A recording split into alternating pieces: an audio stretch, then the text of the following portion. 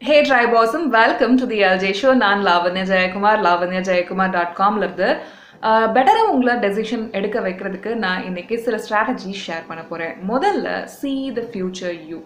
உங்களோட ஃபியூச்சருக்கு இந்த ஒரு பர்டிகுலர் டெசிஷன் எடுத்தா எந்த அளவுக்கு சாதக பாதகங்கள் இருக்கு அப்படின்றத மனசுல வச்சுட்டு அந்த டெசிஷனை எடுக்கலாமா வேணாமா அப்படின்றத டிசைட் பண்றது.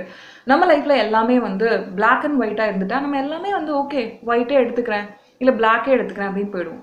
இங்கேயும் கிரே இருக்கு இங்கேயும் கிரே இருக்குன்னா எந்த கிரேவை நீங்க சூஸ் பண்ணுவீங்க? நிறைய சமயங்கள்ல அங்கதான் நம்ம டெசிஷன் மேக்கிங்ல பயங்கரமா தடுமாறுவோம். கரெக்டா? அப்பெல்லாம் நான் யூஸ் பண்ற ஒரு சிம்பிள் ஃபார்முலா என்ன அப்படின்னு பாத்தீங்கன்னா, என்னோட கனவுகள் என்ன, என்னோட இலக்குகள் என்ன, relationship, health, wealth, happiness, career எதா இருந்தாலுமே எஸ்பெஷலி பிஸ்னஸில் தான் நான் நிறைய decisions day in and day out எடுக்க வேண்டியது இருக்கும். ஸோ உங்களோட கரியரில், உங்களோட லைஃப்பில், உங்களோட ரிலேஷன்ஷிப்பில் இந்த டெசிஷன் எந்த அளவுக்கு என்னோட ஃபியூச்சர் யூ ஓகே என்ன அந்த 10 வருஷம் கழிச்சு நான் இந்த டெசிஷன் எடுத்ததால எந்த அளவுக்கு சாதகமாக இருக்கும் இல்லை பாதகமாக இருக்கும் அப்படின்றத கொஞ்சம் அனலைஸ் பண்ணுறது மூலமாக உங்களால் இன்னும் பெட்டர் டெசிஷன்ஸை எடுக்க முடியும். இரண்டாவது, நிறைய பேர் என்ன பண்ணுவாங்க, பேனிக் ஆகிடுவாங்க, அப்படியே படபடன்னு ஆகிடுவாங்க.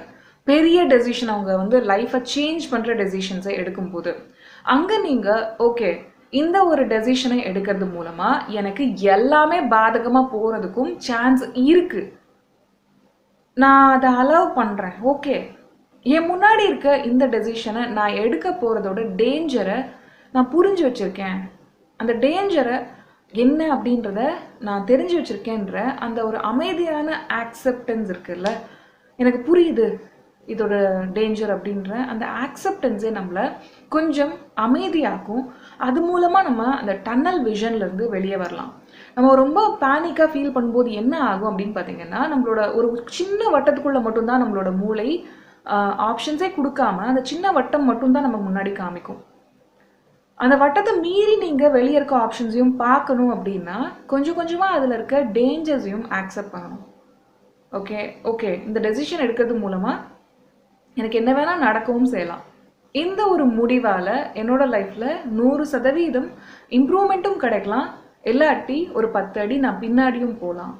இந்த டேஞ்சரை நான் புரிஞ்சு வச்சுருக்கேன் அப்படின்ட்டு நீங்கள் கொஞ்சம் அமைதிப்படுத்தி யோசிக்கும் போதே நீங்கள் ஆக்சுவல் டேஞ்சரான சுச்சுவேஷனில் இருக்கீங்களா இல்லையா அப்படின்றது புரிய வரும்.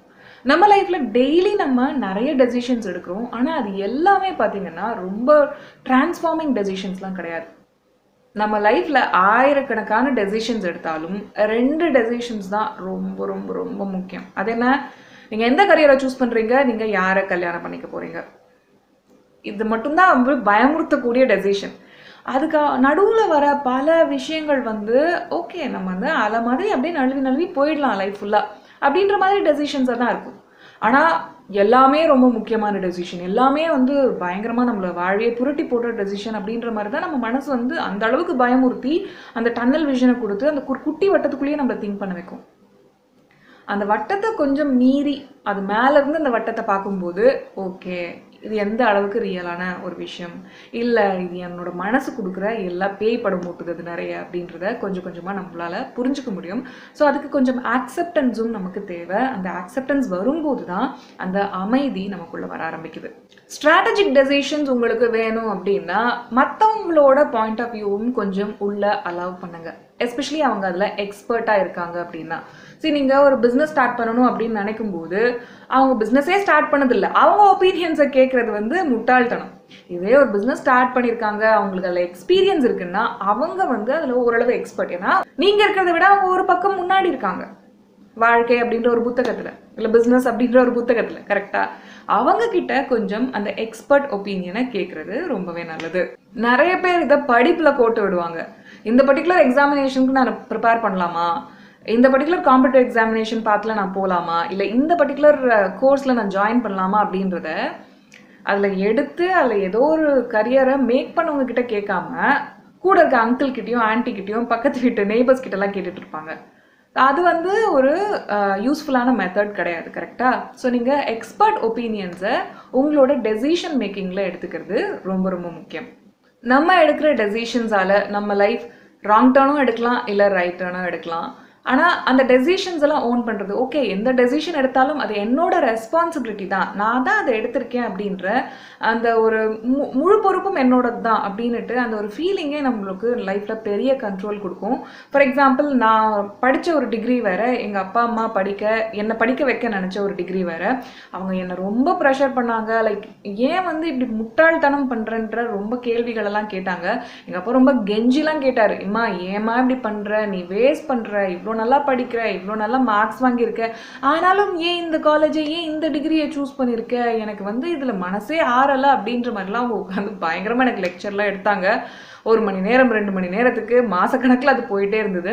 நான் காலேஜ் அந்த ஒரு பர்டிகுலர் டிகிரி ஜாயின் பண்ணிட்டு கூட 6 மாதம் வரைக்கும் எங்கள் அப்பா கேட்டுகிட்டே இருந்தார், நீ இப்போ கூட உனக்கு டைம் இருக்குது, நம்ம மாற்றிக்கலாமே அப்படின்னு சொல்லிட்டுலாம், உன்னால் கோப்பப் பண்ணிக்க முடியும் அந்த ஸ்ட்ரீமை மாற்றினா கூட அப்படின்ட்டு. ஆனால் என்னோட மனசில் அவங்க கொடுத்த சஜஷனுக்கு கொஞ்சம் கூட நான் ஓப்பன் அப்பே பண்ணலை.